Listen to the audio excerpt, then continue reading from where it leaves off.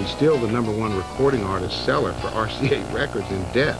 I mean, come on, there's something there. While the other career contributed to his demise. He was tired of doing the same thing over and over. So he turned to something, and of course Elvis helped me with prescription drugs. Where does he come from? Who is he? Well, I'm the Sheik of Araby. He sang, danced, fought his way into our hearts. He became what producer Hal Wallace called the only sure thing in Hollywood, and commanded $1 million a picture. At one time in the early 60s there, Elvis Presley was the highest paying individual taxpayer in the United States. When in Los Angeles, Presley lived in a series of enormous pleasure palaces.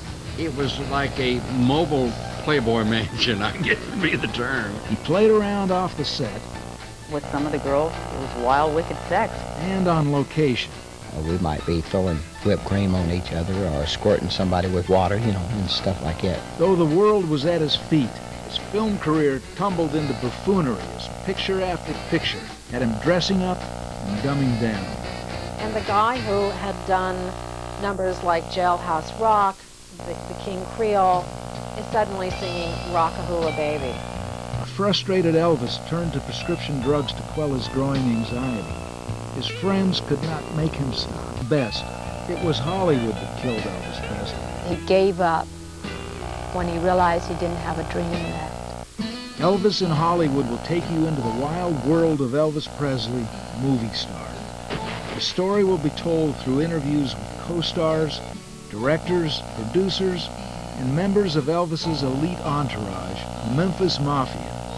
Lamar Fike, Marty Lacker, Joe Esposito, Sonny West, and Elvis's cousin, Billy Smith, are all the King's men. They lived and worked with Elvis for nearly 18 years and knew him better than anybody. We were more dedicated to him than we were our family. You'll get a rare glimpse behind the curtains of Elvis's carefully concealed life in Hollywood through rare home movies, reenactments, film clips, and never-before-seen photographs of Elvis on set. Discover the wild times and lonely desires of the King as the True Hollywood Story brings you Elvis in Hollywood. On the dreary morning of January 8, 1935, Dr. William Robert Hunt went out to Old Saltier Road in Tupelo, Mississippi to deliver a baby. The baby boy was stillborn.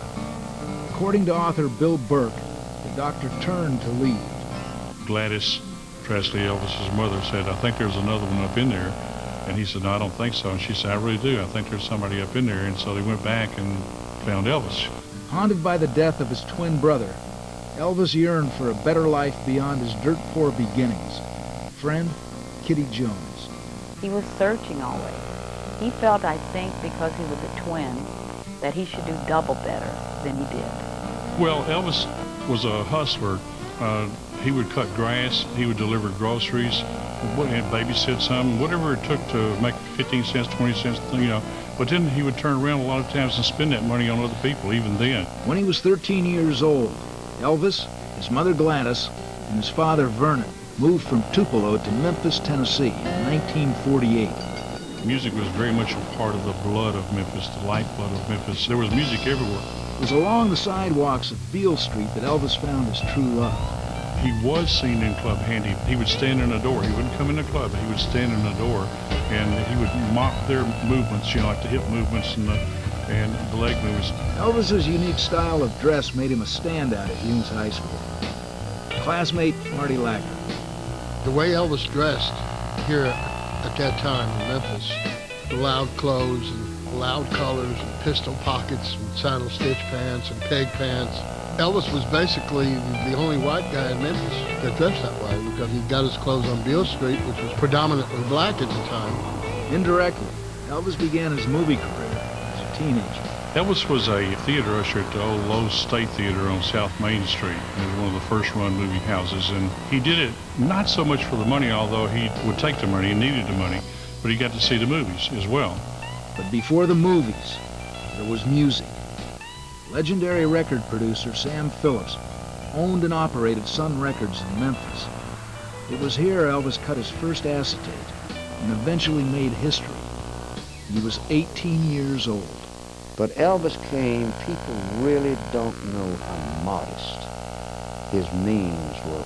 I mean, they were almost starvation at times for him. I felt this the minute I saw Elvis Presley. He was undoubtedly the most introverted person. According to Elvis biographer Peter Gurelnik, Elvis was primarily a ballad singer. Sam heard something in his voice, but when he went in for his first recording session, he was nothing but a ballad singer. He had sung nothing but ballads, and Sam waited and waited and waited. He didn't know what was coming. We got on with it before long. Now, it took us a few sessions because he didn't play with anybody. I got Scotty Moore and Bill Black after I heard him picking on his guitar a little bit. Guitarist Scotty Moore would become Elvis's first manager. He recalls the recording session at Sun Studios that changed the world of music forever. So we went in the next night, and he put down all kind of different songs, and we listened to them. And during a break, Elvis just started frailing his guitar and started singing "That's All Right, Mama," just nervous energy. Elvis just started playing a song that nobody could ever have imagined that he knew, let alone could sing. That was, Sam Phillips came out of control and said, "That's it." We knew it was different, but we didn't know what it was. What it was rock and roll. It was that kind of patience, perception, and almost unreserved approval that I think characterized the Sun sessions and makes them so extraordinary. I just really knew that if I didn't get out of this guy something that, quote unquote, was different, then it had to be my fault. In 1956, Elvis Presley was clearly on the rise. Elvis's pelvic gyrations will send teenagers into ecstasy, parents into panic. And some newspapers and clergymen even warn that Elvis Presley and rock and roll are threats to the national security. His recordings of That's All Right Mama, Hound Dog, and Treat Me Nice were chart-busting hits. He performed before sellout crowds all across the country. Fans would be so loud at times, it was impossible to hear him sing. Record company executives and Hollywood producers were beating down his door. But Elvis Presley wasn't satisfied with just records and to rise to the top of the charts. Elvis Presley soared higher and faster than any other performer ever had. Only one world remained unconquered. Elvis went to Hollywood. As Elvis won over crowds of adoring fans with his loose hips and sexy swagger, a flamboyant circus barker, Colonel Tom Parker, plotted Elvis's transformation into a one-man money machine. Elvis's first cousin, Billy Smith. The snowman is what he called himself, and he had a lot of these little cards made up, and he'd give them out to people, and he was the main snowman. What that, speaks for itself, how good can you con somebody else? Once the Colonel had his claws in Elvis, Parker never let go. Elvis's friend, Lamar Fike. Colonel made a deal with Elvis at the beginning, in 55 and 56. He said, "Listen, you take care of the singing, I'll take care of the business. And one will not interfere with the other." And for a while it worked that way until the latter stages. Colonel started getting involved in everything. With Elvis's music career in the hands of the Colonel, the next step was to conquer Hollywood. On March 31st, 1956, a 21-year-old Elvis Presley flew to Los Angeles. 2 days later, Elvis appeared on the Milton Berle television show as his recordings of Hound Dog and Don't Be Cruel rocketed up the charts. Here's a young man who in a few short months has gained tremendous popularity in the music business. His records are really going like wildfire. He's America's new singing sensation, our new RCA recording artist. Here he is, a big reception for Elvis Presley! Presley's screen presence and the fan adoration were obvious. Friend, Joe Esposito. If he walked in this room right now, before he came around the corner, you would know he's here, or somebody's here. You'd all sit and watch as he walked in the door. That's the way it was every place we went. I've never met another star like that. Elvis had to do movies. The question was, which one? On April 6, 1956, Elvis signed with producer Hal Wallace for $450,000 to star in 3 pictures. The Colonel said, "What do you want Elvis for? He's going to bring money. It's part of his business. If he's going to bring you a lot of money, don't you think we should get a piece of it?" Hal Walsh said, I'm sorry, can't do that. Well, they said, Elvis was in the room just listening. He said, okay, let's get out of here, we're leaving. And Hal Walsh said, okay, you got a piece of the action. Now, that's the first time that any star in Hollywood ever got a piece of the film. It was after, it wasn't off the gross like today, it was off the net. But then eventually, see, these are the deals that Colonel did that nobody else ever even tried to do. Wallace's first move was to loan Elvis out to 20th Century Fox. Writer-director Al Cantor.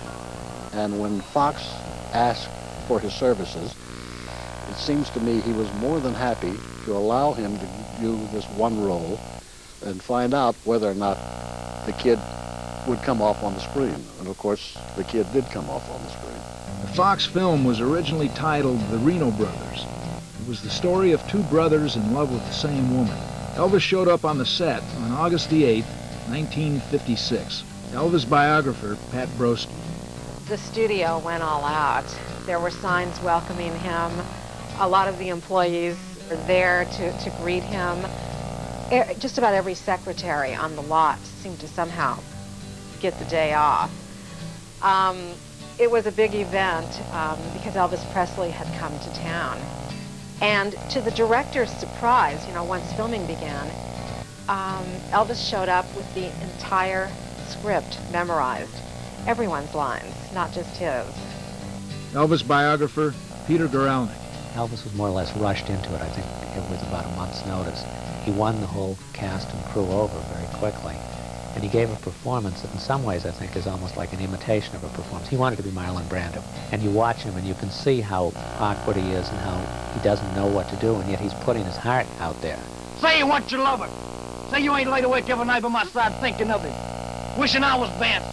Wishing you'd waited for him and never married me. The film's co-star was Deborah Paget.